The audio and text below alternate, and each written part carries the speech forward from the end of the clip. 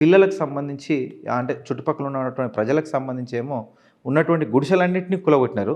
దాంతోపాటు గాంధీది కూడా కూలగొట్టినారు. రెండో రోజులనే కేవలం ఒక్కరోజు గడువులోనే మళ్ళీ అదే గాంధీ గారికి 12 ఎకరాలకు సంబంధించి మంచిగా వైట్ షీట్లు వేసి నీట్గా కవర్ చేసి నీట్గా చేసి ఆయన దానికి అప్పచెప్పినారు తప్ప ప్రజలకు మాత్రం అప్పచెప్పలేదు.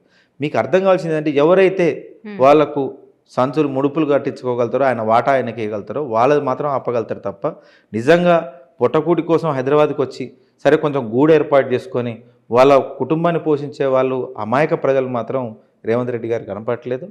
ఈ విధంగా హైడ్రా పేదల ఇల్లు కూలగొట్టడానికి తప్ప పెద్దోళ్ళని నచ్చజెప్పి అన్న మీరు పక్క కట్టుకునే దమ్ము సత్తా లేని హైడ్రా ఈరోజు తెలంగాణ ఉండడం వల్లే కంప్లీట్గా ఈరోజు రియల్ ఎస్టేట్ కావచ్చు కొత్తగా ఏదైనా కట్టుకుందామన్నా కానీ భయంతో ఎవరు ముందుకు రాకపోవడం వల్ల స్థానికంగా ఇదే జూబ్లీస్ బస్తీలో పెద్ద ఎత్తున కార్మికులకు కూడా కనీసం వాళ్ళకు జీవనోపాధి కోల్పోయారనేది మాత్రం చెప్పుకోగలుగుతాం.